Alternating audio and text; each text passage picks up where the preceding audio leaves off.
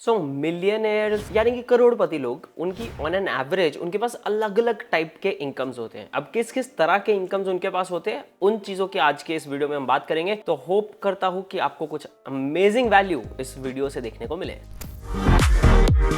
तो guys, welcome to financial फंडा and बात करते हैं पहली टाइप ऑफ इनकम की, जो कि सबसे ज्यादा कॉमन इनकम भी है दुनिया में, जिसको हम अर्नड इनकम भी यहां पर बुलाते हैं। And bye the way, quick fact about earned income, ये सबसे ज्यादा हाईली टैक्स्ड इनकम होती है। यानी कि बेसिकली जो हमारी जॉब से या एक्टिव कोई भी हम चीज कर रहे हैं, वहां से हमें जो सैलरी इनकम आता है उसको अर्नड इनकम या एक्टिव इनकम भी यहां पे बुलाया जाता है। एंड वो हाईएस्ट टैक्स्ड कैसे है? पहली बात, टैक्स ब्रैकेट्स यूजुअली इनके लिए बेटर प्राइसिंग होती है अगर गवर्नमेंट के हिसाब से देखें तो यानी कि गवर्नमेंट सबसे ज्यादा टैक्स यहाँ पे चार्ज करती है। बट ये इनकम हमारे हाथ में आते ही या आने के पहले ही कितना टैक्स लगेगा डिसाइडेड होता है। तो उस चीज की वजह से ये इनकम जो है सबसे ज्यादा हाईली टैक्स्ड होती है। एंड इस इनकम से दूर जाने की सबसे ज्यादा अमीर लोग जो है ज्यादा से ज्यादा कोशिश करते हैं। They still maintain some sort of active income because it is very very important to have some sort of active income for various purposes. But वो कंप्लीटली इससे दूर नहीं जाते, बट जितना ज्यादा खींच सके इस तरह की इनकम से उतना दूर जाने की यहां पर वो कोशिश करते हैं through out their life. Number 2 is guys business income, या जिसको प्रोफेशनल इनकम भी बहुत सारे लोग बोल देते हैं। तो अगर कोई इंसान जो है फ्रीलांसर की तरह काम कर रहा है, उसकी जो इनकम है that is professional income.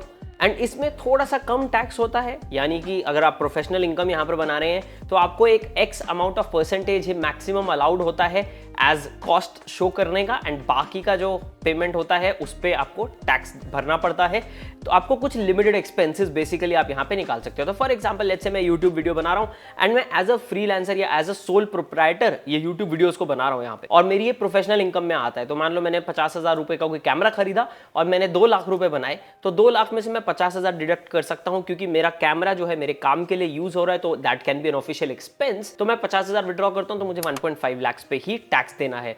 But दूसरी बात इसमें यह है, इसका ये मतलब नहीं है कि आप यहां पर 2 लाख की इनकम आई और 1,90,000 का आप अपना एक्सपेंस दिखा सकते हैं। That is not going to be allowed. कुछ 50% की रेंज में यहां पे आता है। आपका सीए आपको बेटर बता सकता है इसमें कि एग्जैक्ट क्या परसेंटेज है प्रोफेशनल इनकम में, कितना अलाउड होता है। बट दूसरी पार्ट, इसी बिजनेस इनकम का एक और पार्ट आ जाता है, जो कि यहां पर आ जाता है कि आप इसमें टैक्स बेनिफिट्स यहां पर स्टिल एग्जिस्ट करते हैं।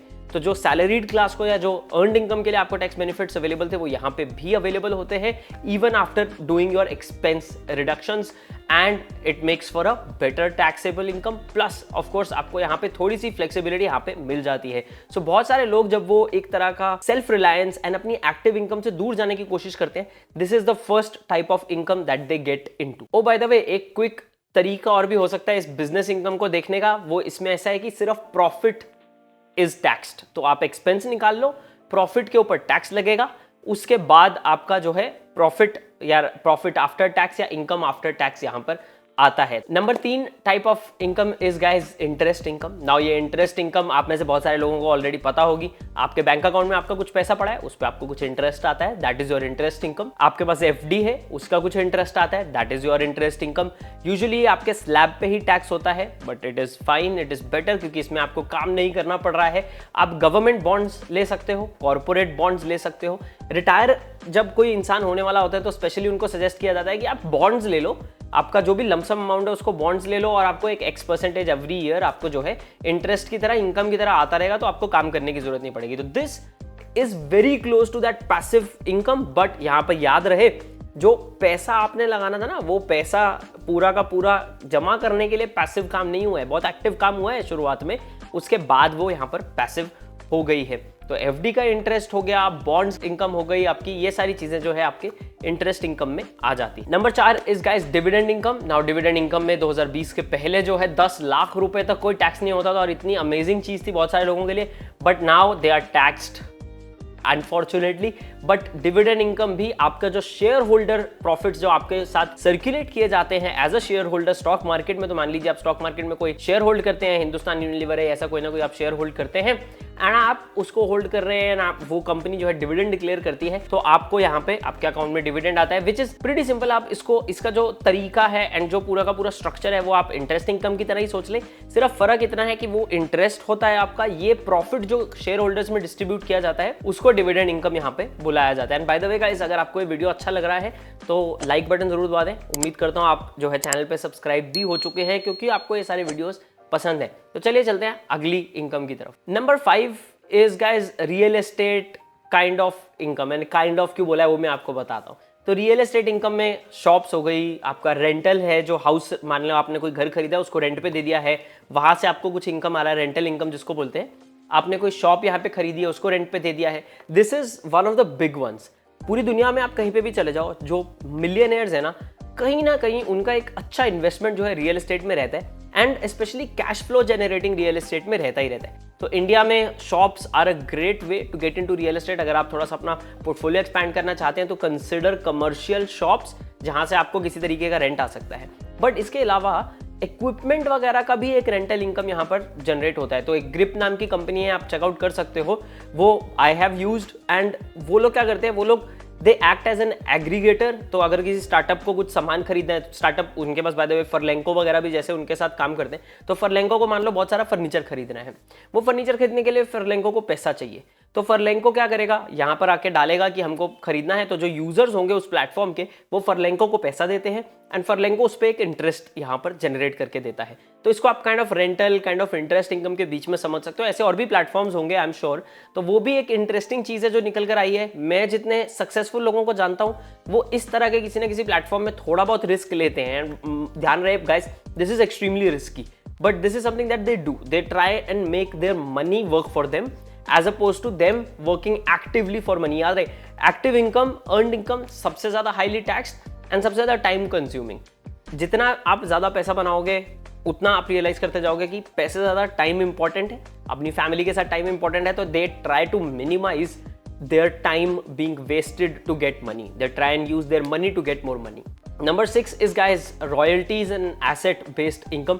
अब रॉयल्टीज यानी कि क्या, बुक्स हो गई, गाने वाने लिख दिए किसी ने, तो आप नोटिस करो जो बड़े बड़े करोड़पति हैं उनका कुछ ना कुछ ऐसा होता है, किसी के पास कोई ट्रेडमार्क है, किसी ने कोई किताब लिख रखी है, किसी ने कुछ गाने डाल रखे हैं, किसी ने कुछ फोटोज खरीद के डाल रखी हैं। तो अगर आप फोटोग्राफर हो एंड आप अडोबी स्टॉक वगैरह पे अपनी फोटोज अपलोड कर रहे हो तो आपको वहां से कुछ रॉयल्टीज आएंगी। आपकी किंडल पे किताब हो सकती है जिससे आपको रॉयल्टीज आएंगी। तो मेरी 2015 मैंने एक किताब डाली थी, smart monology the mindset of winners, Amazon पे किंडल पे अवेलेबल थी, प्रिंट के लिए अवेलेबल थी। सो मुझे वहां से थोड़ा बहुत पैसा आ जाता है। प्लस उसके अलावा रॉयल्टीज में कोर्स वगैरह भी हो गया। कोर्स को आप बिजनेस इनकम भी मान सकते हो, बट मैंने एक बार डाल के छोड़ दिया है। जैसे मैंने अब मेरा कोर्स है ब्लॉकचेन का, वो यूडेमी पे है, तो मुझे हर महीने थोड़ा बहुत पैसा उससे यहाँ पर आ जाता है, and that helps build that positive cash flow. काम तो एक बार हो गया, अब वो पैसिवली इनकम एक जनरेट करता रहेगा as long as that whole thing is relevant, right. With royalties बहुत सारे अमीर लोग क्या करते हैं, गाने वानों की कोई राइट्स खरीद लिया, इस तरह का कुछ कर लिया, सो दैट जब भी कोई उसको यूज कर रहा है तो उनके पास एक पॉजिटिव कैश फ्लो यहाँ पे जनरेट हो गया।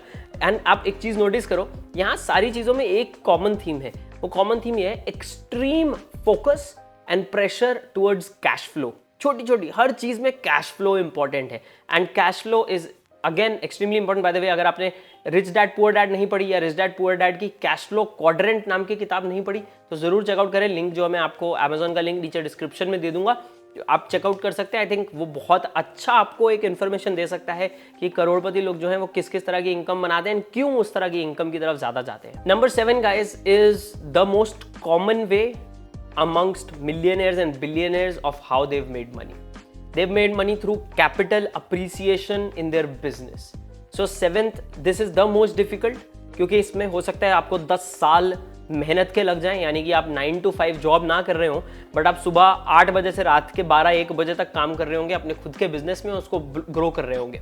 बट अगर इफ इट वर्क्स, अगर वो चल जाता है, तो यहाँ पर आपके पास बहुत सारी पोटेंशियल पॉजिटिव चीज़ें हो जाती हैं। आपका बिजनेस ग्रो हो जाता है, आपका कैपिटल अप्रिशिएट हो जाता है, आपने जो भी उसमें पैसा डाला था। इसका एग्जाम्पल मैं दे सकता हूँ, जब मैंने मार्केटिंग एजेंसी चलाई थी, सो मैंने स्टार्ट किया था 50,000 रुपीज़ से। सो जो इनिशियल कैपिटल यहाँ पर डालते हैं 50,000 और 50,000 जो पार्टनर्स डालते हैं, दोनों directors, and through out the next 5-6 years 7-8 लोगों का सैलरीज, मेरा सैलरी, पार्टनर का सैलरी, सब चीज़ों का, हम लोगों का सारा खर्चा उस कंपनी ने चलाया। तो that company almost give us like thousands of % of return in 5-6 years. तो वो अगर चल जाए तो बहुत अच्छा हो जाता है। अगर ना चले तो फिर वो लोग क्या करते हैं, वो दूसरा बिजनेस ट्राई करते हैं, तीसरा ट्राई करते हैं, बिकॉज दे नो बिजनेस में जो ग्रोथ है वो ग्रोथ बहुत ही ज्यादा अलग तरीके की हो सकती है। उसमें जो पोटेंशियल ग्रोथ है वो काफी ज्यादा है एंड पोटेंशियल लॉस रिलेटिवली वो उसको लिमिट करने की कोशिश करते हैं। इसमें आप चाहे इलॉन मस्क का एग्जांपल ले लो, चाहे किसी और बिजनेसमैन का एग्जांपल ले लो, they always try and build a business and वहां से असली पैसा जनरेट होता है। बहुत क्रिप्टो में कोई कॉइन खरीद लिया या कोई यहाँ पे स्मॉल कैप स्टॉक खरीद लिया, उसने आपको 100x दे दिया, ऐसे तो मतलब गिने चुने हजारों करोड़ों लोगों में से जो है एक आधा कोई इंसान निकलता है। बाकी सारे जो एक्चुअल अमीर लोग हैं they are going towards business, consistently investing, अपनी अर्नड इनकम को लाकर उसको पैसिव इनकम में कन्वर्ट या पैसिव या इन्वेस्टेड इनकम में या इंटरेस्ट इनकम में कन्वर्ट करने की पूरी कोशिश सब लोगों की रहती है। तो होप गाइस ये 7 अलग अलग टाइप्स ऑफ इनकम आपको समझ में आई होंगी। ये कुछ एवरेज टाइप्स ऑफ इनकम्स हैं जो मिलियनेयर्स यहाँ पर रेगुलरली उनके पास होती हैं, या इनकम इस टाइप की इनकम स्ट्रीम्स उनके पास होती हैं। तो अगर आपको ये वीडियो अच्छा लगा, as always guys like button जरूर दबाएं एंड चैनल पे सब्सक्राइब करना मत भूलें।